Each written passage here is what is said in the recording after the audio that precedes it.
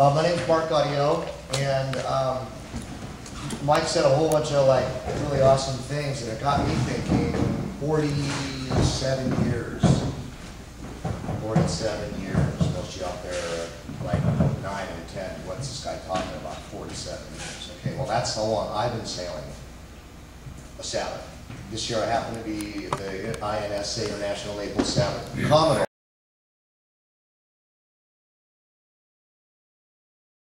Mike brought up some great things in that no matter what class you do, I'm going to get specific on a SABOT in just a second, but whatever you do, try to embrace it and just stay with it. And not everybody here may even want to sail a naval SABOT, and some of the people here may grow rather quickly, which some of us didn't, okay? And so they're never going to be SABOT champs, but there could be laser champs or 420 or fins or 29er or on and on and on. So the sky's really like wide open, so you just have to stay with it, okay? A little bit about the SABOT. It's been around, I think, since the 40s. I won't go into the intricacies of how it was initially designed. We'll just say that, okay? But basically, it is a reasonably slow tactical boat, okay? Really tough to sail at over 10 knots, very squirrely. The boat wants to spin up, a straight up wind, and go into irons. And then downwind, it wants to just basically jive and flip, okay? Anything over about 10 knots, okay? It's a handful, okay? But generally in Southern California, in that sort of 6 to 10 knots, very manageable. And there's an old saying, you know, if you can sail a SABOT, especially in breeze, I mean, like maybe 15, 18, if you choose to try to, it's totally doable. You did it just a few weekends ago. But it's a lot to pay attention to, and it's a lot of struggling. But if you can sail a SABOT in that condition, you can truly sail anything. I guarantee you. We've had numerous national, world, and Olympic champions that started right in the grassroots of Southern California, because the Naval SABOT Association is only a stone's throw. It's from Coronado to Cabrillo Beach, and really, realistically, from Alamitos Bay to Coronado. So you've got 4 different harbors there. You've got Long Beach, maybe 5. Let's count. Long Beach, Newport, Dana Point, Oceanside, San Diego, and Coronado. So what, that's 6 or 7, okay? It's a pretty small number. I think our total associations about 400 or 500, okay? Our junior nationals, which are going to be the second week of August, we generally start with about 220 people, and we sort of narrow the gauge down to 120, okay? And it is primarily a training boat. It's a very tactical boat, but you learn things like mast rate. You learn everything about the SABOT that will prepare you to go to the next level of where that may take you, okay? And back in my day, we sailed the little beasts all the way till we were 17.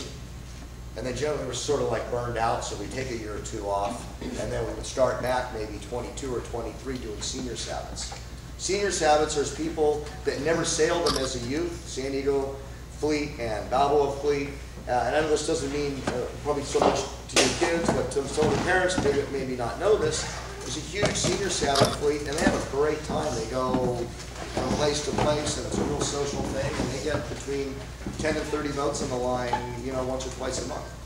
So the SABOT is something that you can use as a tool to elevate your knowledge and meet a lot of great people, but it's also something that later in life you can go back and for very inexpensively throw on the top of your car or whatever have you, and you can continue with the sport in that way. And sometimes it's fun. You have a junior and a senior, like my son's 11 and a half, we can both go out and duke it out now. So it's a lot of fun. As far as the boat, my son's boat is outside on a little trailer. It's the one with the blue covers right outside the door. I'll stick around if you have any questions at all. I probably haven't covered anything near the way I was supposed to, but I just want to welcome everybody, and we appreciate your enthusiasm. Okay.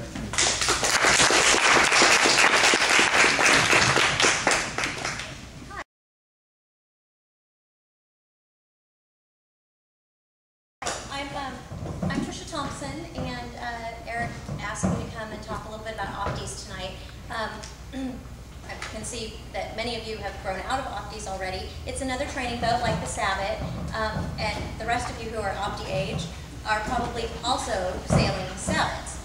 If you're at that age in this region, you're probably doing both, or you at least had some experience with the SABOT in addition to the Opti. One of the nice things, well, first let me just say that no matter, it's just to repeat really what everybody's going to say all along the panel. The more often you can get out on the water, and the more different kinds of experiences and venues that you can sail in, and conditions that you can sail in, the better sailor you're going to be, and the better rounded sailor you're going to be. Plus, it's just fun. It's fun to get to know all the people in your own harbor at different clubs and different venues, as well as locally. And then if you have the opportunity to do some traveling, to get to meet people with similar interests to you from really all over the country and all over the world. And we've really enjoyed that as a family, and kind of combining sailing events and regattas with some of our family vacations. And it's sort of a combined thing that we're doing as a group, and not just for an individual. The Optis are very similar to the SABOTs in terms of size, in terms of simplicity.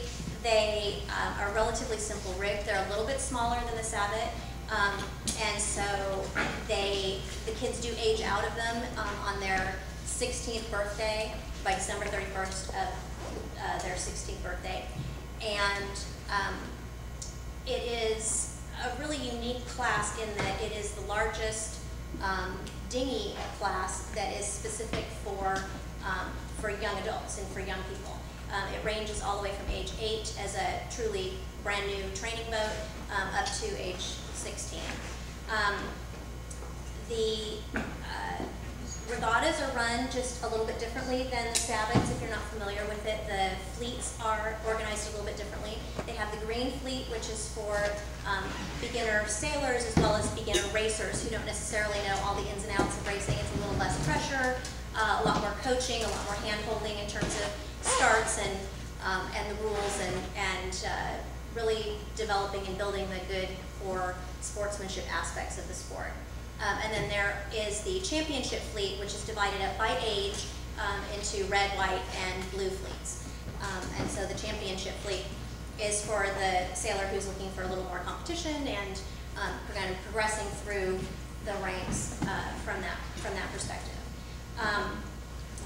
The SABOT is, or I'm sorry, the Opti is a great boat to sail in, particularly as the sailor gets a little heavier. As they grow older, heavier winds tend to benefit the older sailor, but they can be fun in light winds too. We just got back from one of the Harkin Series regattas that was hosted at Cabrillo Beach Yacht Club over the weekend.